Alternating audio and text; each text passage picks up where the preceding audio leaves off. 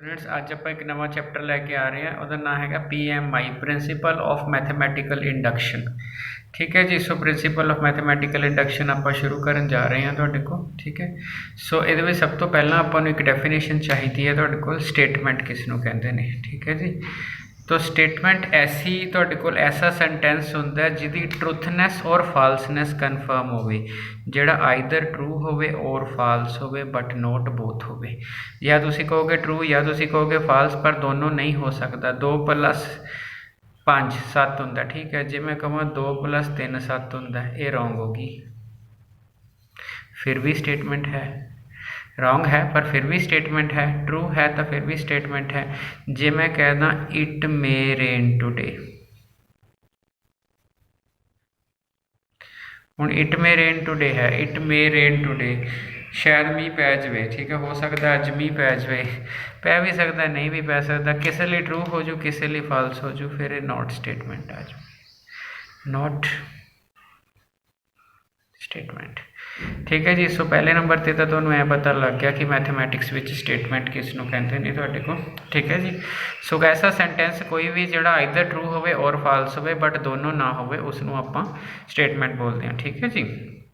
हुण अगर natural number नाल रिलेटेड स्टेटमेंट्स होण उहनूं असीं PN नाल डिनोट करते हैं, और मैथमैटिकल इंडक्शन विच असीं नैचुरल नंबर नाल रिलेटेड स्टेटमेंट्स ही डील करते हैं। For example PN = n × n+1 लै लिया, उन्हें कहता कि दिस इज़ ईवन। ठीक है। आपां चैक करना है, PN जस्ट नोटेशन है। सो मैं P1 चैक करना है तो मैं उरे 1 फिल कर दूंगा, उरे 1 फिल हो जाऊगा, उरे 1 + 1 फिल हो जाऊगा 2। सो ईवन आ गया जी, ईवन। यस। P2 देखना है, इत्थे मैं 2 फिल कर दिता, इत्थे 3 आ गया, ईवन आ गया जी ईवन। सो 1 ते भी ट्रू होगी, 2 ते भी ट्रू होगी।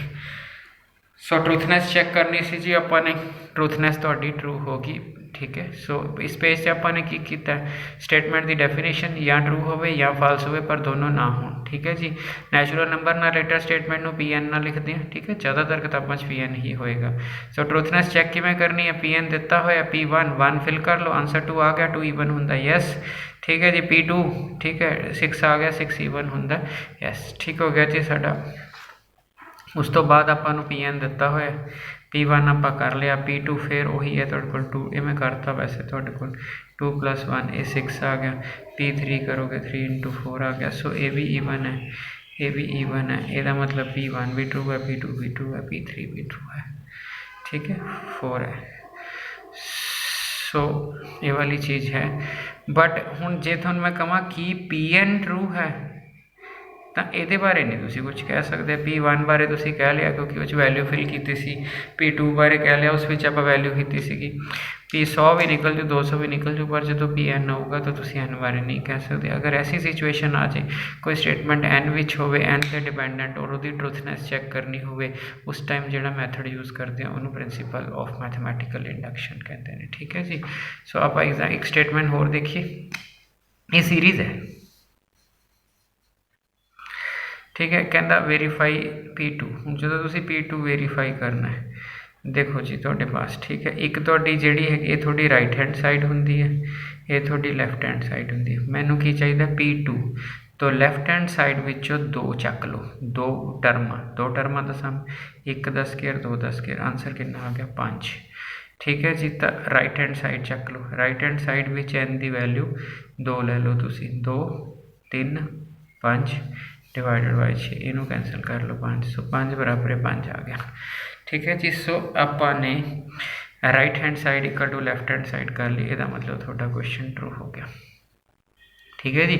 अगर मैं P3 लेना हो, ये सिर्फ आप सीखना है भी करना की है। P3 लेना हो तो लैफ्ट हैंड साइड विचों मैनू 3 टर्मां लैनियां पैणगियां, 1 दा स्केयर 2 दा स्केयर 3 दा स्केयर, 9 4 13 1 14। ठीक है। तो मैनू राइट हैंड साइड दे विच N3 लेना पेगा, 3 × 4 × 7 बटा 6। सो ये आ जाएगा तुहाडे कोल 2, सो 7। इसका मतलब इस तरह तुसीं P6 भी चैक कर लोगे।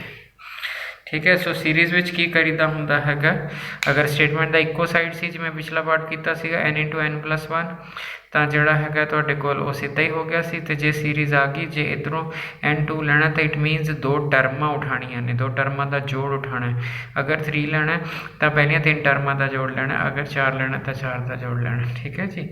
सो ये चीज़ भी सानू पता लग गई। ठीक है, कहना स्टेटमेंट है this is multiple of 7। Multiple of 7 का मतलब ये 7 के टेबल पर आना, 7 के टेबल पर आना, 7 होना, 14 होना, 21 होना। सो जे मैं P1 लिखा, इनू मैं Pn इतना लिख लिया, 2⁻³ 3n−1 P1 लिखा। सो 1 आ गया 2, 3 × 1 सो आ गया 8 - 1 7, 7 × 1 तो मल्टीपल ऑफ 7 हैगा जी। ठीक है। सो जे मैं P2 लेना होवे, लो P2 ले लेने। ठीक है, 2⁻³ 3 × 2 -1 सो 2⁻³ कितना आ गया जी, 6 आ गया। ठीक है जी। सो 2⁻6 कितना होंदा, 64 - 1 63। ठीक है, 7 × 9 तो मल्टीपल आ गया 7 का। सो इस तरह ये चीज़ां चेक कर ली। हुण तुहानूं स्टेटमेंट की 1 2 3 ते ट्रुथनेस चेक करने का एक मैथड आ गया। हुण देखिए प्रिंसीपल ऑफ मैथमैटिकल इंडक्शन होंदा की है। सो बेसिक डेफिनेशन इत्थों स्टार्ट होंदी है, PMI principal of mathematical induction. ठीक है जी। उहदे विच की चाहिए, P1 ट्रू होना चाहिए हमेशा। देखो ध्यान नाल सुनो मैं की कह रहा, P1 ट्रू होना चाहिए। बाई चांस कोई स्टेटमेंट 1 ते डिफाइन ही ना होंदी होवे तो फिर वो पहला स्टैप P2 होएगी। मान लो 2 ते भी ना डिफाइन होंदी होवे तो वह पहला स्टैप P3 होएगी। ठीक है जी। सो कुछ क्वेश्चन ऐसे होंगे जिदे विच तुहानूं दिता ही होगा वेयर n > 4 n > 5, ऐसा नहीं कह देना क्वेश्चन रॉन्ग है। तो जे उन्हें पहले ही किया > 4 इसका मतलब वह फस्ट स्टैप 4 होएगा। वैसे हर क्वेश्चन साडा फस्ट स्टैप 1 होएगा और 1 तो ट्रू है तो आप आगे चलना है, पर जे क्वेश्चन नहीं n > 3 दिता होया तो फिर इसका मतलब n 4 लेना, साडी मजबूरी हो जाएगी। पूरी बुक च एक अद्धा क्वेश्चन नहीं आना, अदरवाइज P1 तो ही शुरू करना। अगला स्टेप है truthness of PK implies truthness of PK+1। मतलब ट्रूथनेस ऑफ PK ਇਹਦਾ मतलब PK ਜਿਹੜਾ ट्रू है ये तुसी अज्यूम्ड कर लेना है। PK ट्रू है, तुसी ट्रूथनेस ऑफ PK। ठीक है, ਜਿਹੜਾ truth of PK implies truth of PK मतलब PK+1 तुसी ट्रू कर लेना है। P1 थोड़े को ट्रू होएगा, स्टैप नंबर 1 P1 तुसी ट्रू कर लेना, स्टैप 2 PK तुसी ट्रू अज्यूम कर लेना, थर्ड टू शो करना है अपने PK+1 ट्रू। सो जोड़ा है तुहाडे कोल इस तरह आप क्वेश्चन। हुण नॉर्मली ज़्यादातर किताबों के वर्ड के यूज़ होंदा है, बट तुसी ऐसा नहीं है, किसी बुक च R लिखा हो तो वह कहूगा कि PR लिए ट्रू मान लो, R+1 लिए कर लो, तुहाडे कोल PM लिए ट्रू कर लो, M+1 मतलब जिस लिए तुसी अज्यूम करते हो वो तो नैक्सट स्टैप ट्रू करना उस विच एक। जे M लिए करते हो तो M+1, R लिए करते हो तो R+1, K लिए करते हो तो K+1। सो इसका मतलब मैथमैटिकल इंडक्शन वाले क्वेश्चन विच 3 स्टैप होंगे। स्टैप नंबर 1 आपाने P1 ट्रू करना है, स्टैप नंबर 2 आप P = K अज्यूम करना है, स्टैप नंबर 3 आप PK+1 ट्रू शो करना है। अगर ये 3 स्टैप पूरे हो जाते हैं तो फिर असी सिर्फ कहना कि by principle of mathematical induction ये रिजल्ट जोड़ा है ट्रू है। बहुत ज़्यादा ईजी चैप्टर है। कंपलैक्स नंबर आप पहला किया, कंपलैक्स नंबर बहुत ईजी सी। ठीक है जी, ये उस तो ईजी है तुहाडे कोल, मतलब मुश्किल तो कुछ होंदा ही नहीं गा। जिहड़ा तुहाडे कोल है डिफिकल्ट है ना, जिहड़ा ये रिलेटिव टर्म है, स्टेट ऑफ माइंड है। स्टेट ऑफ माइंड मीनस किसी को डिफिकल्ट कोई चीज़ लग जाती है, किसी को नहीं, सिर्फ मनण ते ही है। जो बंदा कुछ भी ना मने डिफिकल्ट है फिर एडा कोई रौला है नहीं गा, बेसिकली चीज़ इंटरस्ट दी है। ठीक है जी। सो तुहानूं PMI की डेफिनेशन हाले तक आप 4-5 पेजां सिर्फ इन्नी चीज़ की है, स्टेटमेंट किनू कहते हैं। उस तो बाद आप क्या नैचुरल नंबर की statement mathematical induction principal use होंगी है।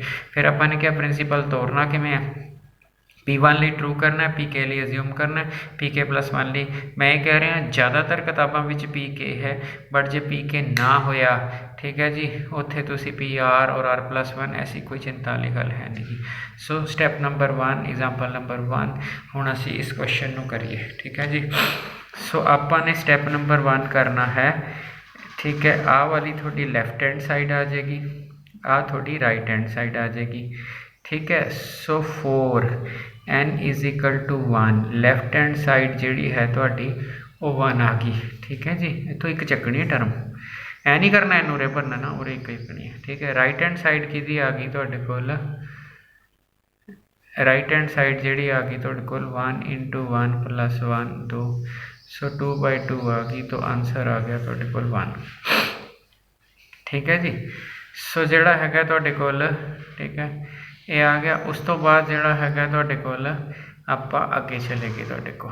ठीक है, स्टैप नंबर 1 ट्रू है, देयरफॉर जोड़ा P1 इज ट्रू। सो पहला स्टैप साडा चल गया क्योंकि right hand side is equal to left hand side आ गई। ठीक है जी, सो स्टैप नंबर 1 साडा बिल्कुल ठीक ढंग नाल क्लीयर हो गया। ठीक है जी, सो आप आगे चलिए, हुण आगे की करना है, let the result is true for n is equal to k। n is equal to के लिए ट्रू, तो यह मतलब पता की करना है 1 + 2 + 3, सो ऑन n की जगह पर कर देना k, इत्थे k + 1 इत्थे /2, सो इनू आप ट्रू मान लेना। सो ये ट्रू है, ये थोड़ा सैकेंड स्टैप है अज्यूम्ड। ठीक है जी, सो सैकेंड स्टैप आप अज्यूम कर लिया। सो ये साडा सैकेंड स्टैप जोड़ा है थोड़े को ये वाला हो गया। हुण now we prove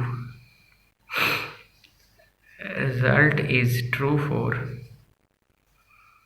n is equal to k + 1। So n is equal to k + 1, हुण उहदे लई तुसीं करना की है, तुसीं जिहड़ी सीरीज़ है ये एक स्टैप आगे लै जानी है। किदां 1 + 2 + 3 इत्थे k तक तो हैगी है, तो अगले स्टैप ते k + 1 ते लै जानी है। ठीक है, आ एक एक्सट्रा स्टैप आ गया क्योंकि आप k + 1 ते करना है, तो फिर यदा मतलब है n की वैल्यू k + 1 चाहिए है, तो जो ऊपर देखो n की वैल्यू k + 1 होवे, ठीक है, तो फिर यदा मतलब थोड़ी सीरीज़ कितने एंड करूगी, n की वैल्यू k + 1, तो k + 1 ते एंड करूगी। ठीक है, now we prove result for k + 1। हुण इंडक्शन च ना आपां नूं पता हुंदा कि आंसर की आना चाहिए, आप रिजल्ट काहदे लई प्रूव करना है, k + 1 लई। जे k + 1 लई प्रूव करना है तो साडा आंसर पता की आना चाहिए, n की जगह ते k + 1 आना चाहिए, n की जगह ते k + 1 आना चाहिए। ठीक है, यदा मतलब साडा आंसर आना चाहिए, ये मैं रफली करके दिखा रहा, पेपर च उहदे उत्ते नहीं लिख देना, k + 1 इंटू k + 2/2। ठीक है जी, ये k + 1 है। ठीक हो गया तुहाडे कोल, सो ये वाली चीज़ है, ये आंसर आना चाहिए। सो लो जी, आ वाली चीज़ कंसीडर कर ली। हुण ध्यान नाल सुनना, हुण ध्यान नाल जिहड़ा हैगा तुहाडे कोल जिहड़ा k तक है उहदा सानू अज्यूम्ड रिजल्ट पता है, इस टर्म का अज्यूम्ड रिजल्ट पता है की है जी, इसका टर्म का अज्यूम्ड रिजल्ट k + 1/2। ऐड किहड़ी टर्म होगी, k + 1।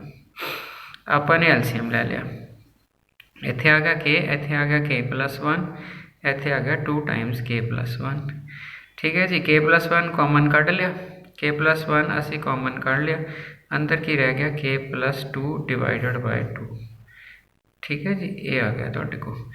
हुण क्या ये रिजल्ट ट्रू है तुहाडे को, हाँ जी, ये रिजल्ट ट्रू किवें होएगा, जे तुहाडी ओरिजिनल स्टेटमेंट विच n नूं k + 1 चेंज करे तो आ सारा मिलता है, तो तुहाडा रिजल्ट ट्रू है। सो ओरिजिनल स्टेटमेंट साडे को की है जी, ओरिजिनल स्टेटमेंट साडे को आ सी ना n + 1/2, ये साडे को ओरिजिनल सी, तो जे मैं इत्थे k + 1 पुट करा तो इत्थे k + 1 आ जाएगा, इत्थे k + 1 पाना k + 2, सो आ वाली वैल्यू साडी आ गई।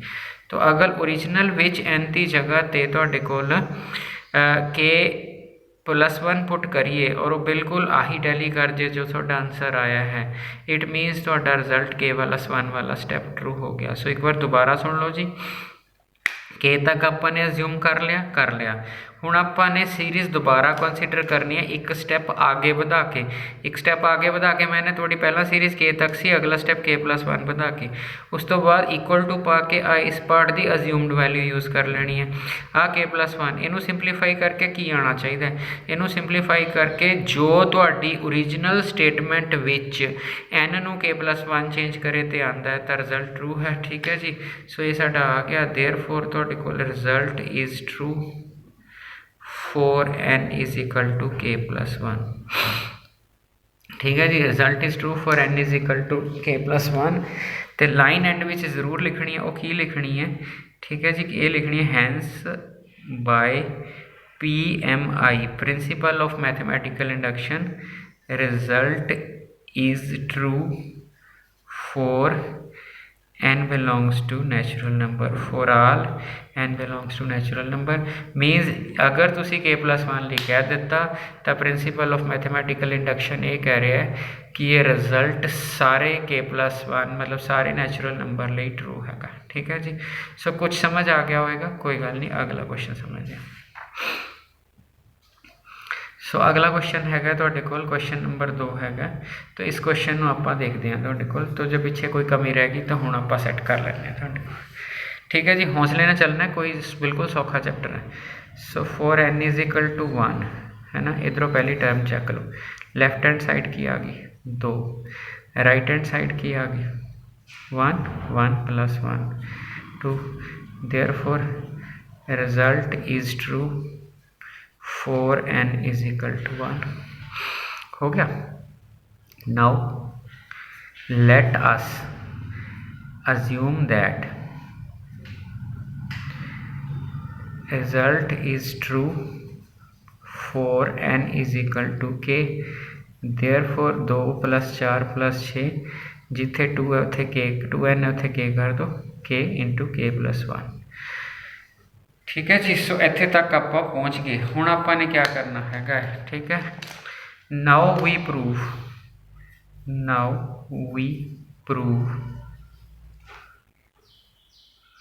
Result for n is equal to k+1। So series लिख लो 2 4 6 अप टू इत्थे 2 k चेंजिस टू k+1 होएगा, k चेंजिस टू k+1 होएगा। ठीक है जी। इस तो पहले वाली टर्म की होएगी, इस तो पहले वाली 2 की होएगी, तो होनी है ना।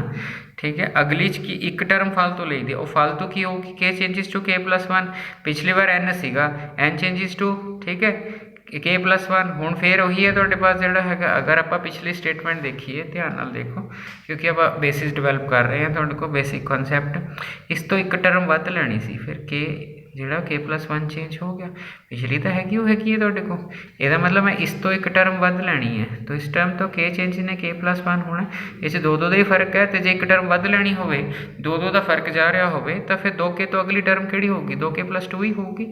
सो होगी जी। सो आ वाली टर्म आप कंसीडर कर ली, ये जिहड़ी थोड़ी है ये pk+1 है। सो एनी क पोर्शन लिए अज्यूम वैल्यू हैगी, अज्यूम वैल्यू की है k × k+1 प्लस कौन आ गया 2 टाइम्स k+1। अब k+1 तो को कॉमन कर लिया, अंदर की रह गया, आ k रह गया, आ 2 रह गया। सो आंसर आ गया। क्या ये आंसर ट्रू है? क्वेश्चन सिर्फ इसी चीज़ से है, क्या ये आंसर ट्रू है। ओरिजिनल क्वेश्चन से जाओ, ओरिजिनल क्वेश्चन थोड़ी राइट हैंड साइड है, सिर्फ समझाने नहीं करना, पेपर च नहीं करनी। राइट हैंड साइड आ, इस विच n की थां ते k+1 पुट कर दो।